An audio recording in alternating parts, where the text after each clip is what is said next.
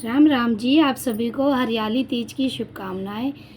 शिव पुराण का अध्याय 42 सुनाने जा रही हूँ। अध्याय का नाम है दक्ष की 60 कन्याओं का विवाह। दक्ष और विरिकरणी के यह देवी शिवा का अवतार। दक्ष द्वारा उनकी स्तुति तथा सती के सद्गुणों एवं चंडाओं से माता पिता की प्रसन्नता। ब्रह्मा जी कहते हैं, देवशण इसी समय दक्ष के इस वृत्तांत को जानकर मैं भी वहां आ पहुंचा और पूर्वतर उन्हें शांत करने के लिए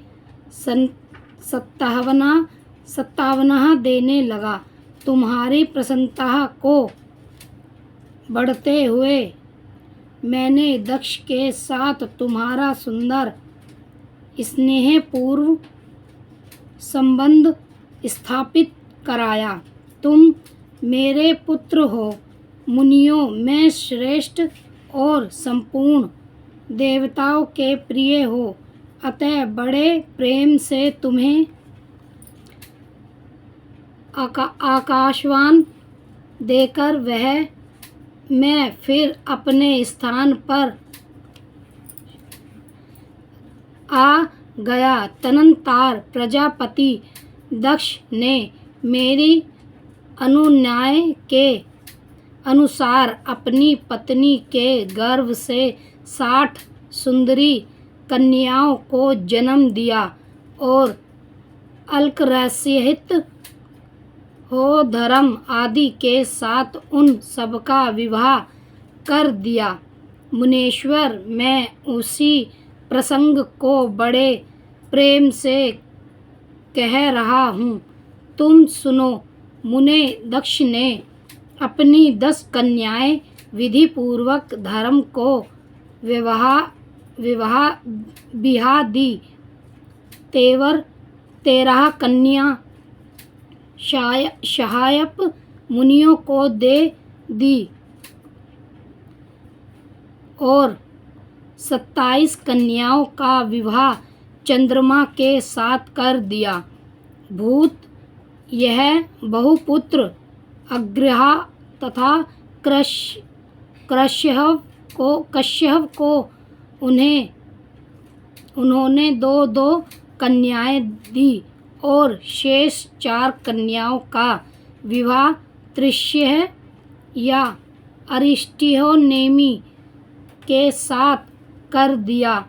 इन सबकी संतान परंपराओं से तीनों लोक भरे पड़े हैं, अतः विस्तार भय से उनका वर्णन नहीं किया जाता। कुछ लोग शिवा या सती को दक्ष की श्रेष्ठ पुत्री बताते हैं, दूसरे लोग उन्हें मझली पुत्री कहते हैं तथा कुछ अन्य लोग सबसे छोटी पुत्री मानते हैं। कल्प भेद से यह तीनों मत ठीक है। पुत्र और पुत्रियों की उत्पत्ति के पश्चात पत्नी सहित प्रजापति दक्ष ने बड़े प्रेम से मन ही मन जगदम्बा का ध्यान किया। साथ ही गंधर्व देवणी से प्रेम पूर्वक उनकी स्तुति भी की। बारंबार अंजलि बांध नमस्कार करके वह नीति भाव से देवी को मस्तक झुकाते थे। इससे देवी शिवा संतुष्ट हुई और उन्होंने अपने प्रमाण की पूर्ति के लिए मन ही मन यह विचार किया कि अब मैं वीणी के गर्भ से अवतार लूं। ऐसा विचार कर वह जगदम्बा दक्ष के हृदय में निवास करने लगी। मुनि श्रेष्ठ, उस समय दक्ष की बड़ी शोभा होने लगी।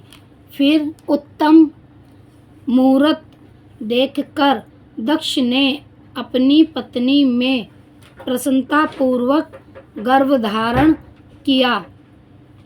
तब दयालु शिवा दक्ष पत्नी के चित्त में निवास करने लगी। उनमें गर्भधारण के सभी चिन्ह प्रकट हो गए। तात उस अवस्थान में वीरणी की शोभा बढ़ गई और उसके चित्त में अधिक हर्ष छा गया। भगवती शिवा के निवास के प्रभाव से वीराणी महामंगल रूपी पीणी हो गई। दक्ष ने अपनी कुल संप्रदाय वेद ज्ञान और हार्दिक उत्सव के अनुसार प्रसन्नतापूर्वक पुष्पवन आदि संस्कार रसबंधित श्रेष्ठ क्रियाएं संपन्न की। उन कर्मों के अनुष्ठान के समय महान उत्सव हुए। प्रजापति ने ब्राह्मणों को उनकी इच्छाओं के अनुसार धन दिया।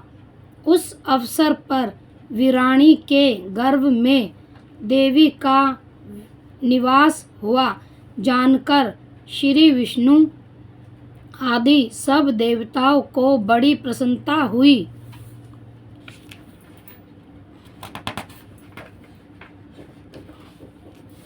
उन सब ने वहां आकर जगदम्बा का स्वागतवन किया और समस्त लोकों का उपहार करने वाली देवी शिवा को बारंबार प्रणाम किया। वह सब देवता प्रसन्नचित्त हो दक्ष प्रजापति तथा वीराणी की भूरी भूरी प्रशंसा करके अपने अपने स्थान को लौट गए। नारद जब 9 महीने बीत गए तब लौकिक गति का निग्रह कारंकार 10वें महीने के पूर्व होने पर चंद्रमा आदि ग्रहों तथा तारों की अनुकूलता से युक्त सुखद मुहूर्त में देवी शिवा शीघ्र ही अपनी माता के सामने प्रकट हुई। उनके अवतार लेते ही प्रजापति दक्ष बड़े प्रसन्न हुए और उन्होंने महान तेज से द्रव्यमान देख उनके मन में यह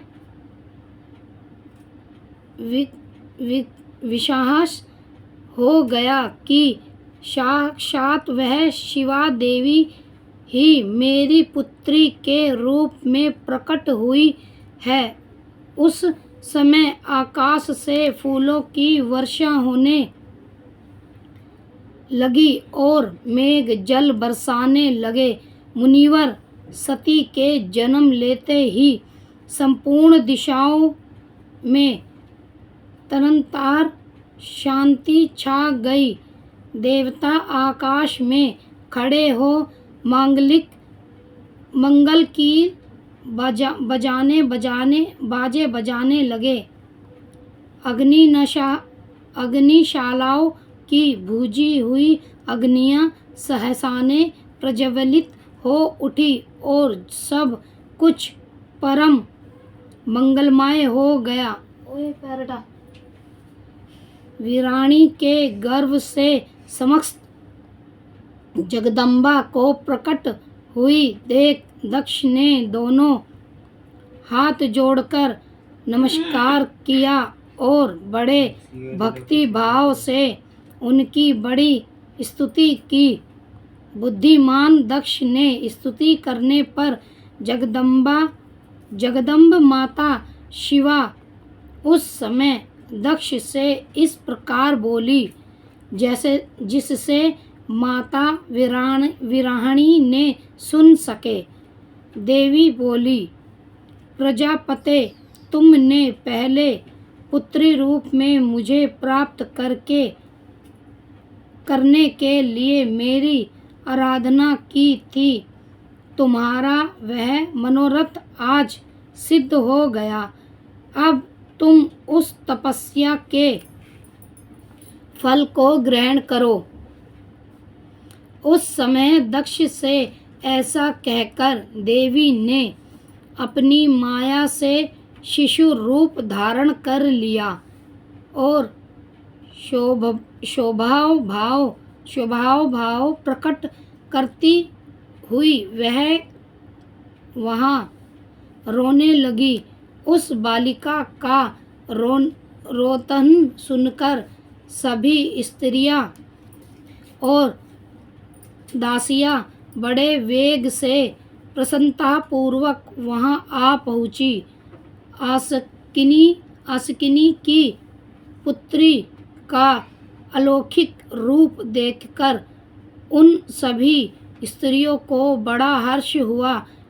नगर के सब लोग उस समय जय जयकार करने लगे। गीत और विग्रहों के साथ बड़े भारी उत्सव होने लगा। पुत्री का मनोहर मुख देखकर सबको बड़ी ही प्रसन्नता हुई। दक्ष ने वैदिक और कुलचित आचार का विधि पूर्वक अनुष्ठान किया, ब्राह्मणों को दान दिया और दूसरों को भी धन बांटा। सब और यथोचित गान और नृत्य होने लगे। भांति भांति के मंगल कार्य के साथ बहुत से बाजे बजाने लगे। उस समय दक्ष ने समस्त सतगुणों की सतह से प्रशंसित होने वाली अपनी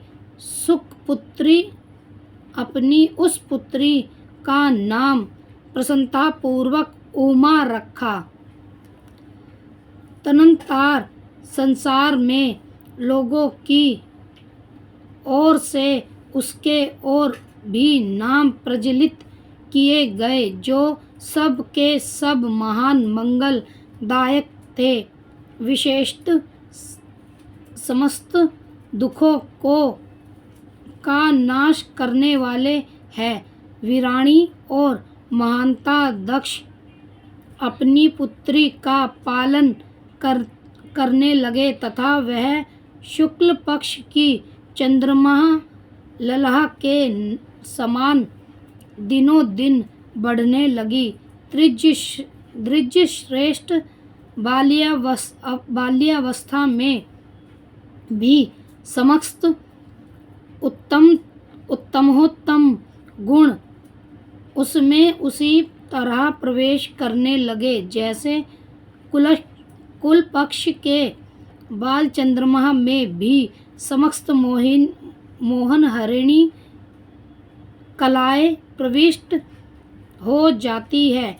दक्ष कन्या सती सखियों के बीच बैठी बैठी जब अपने भाव में निमग्न होती थी, तब बारंबार भगवान शिव की मूर्ति को चित्र करने लगती थी। मंगलमयी सती जब बालयोगिचित सुंदर गीत गाती, तब स्थाणु हर एवं रुद्र नाम लेकर सिमर शत्रु शिवा का सिमरण किया करती थी।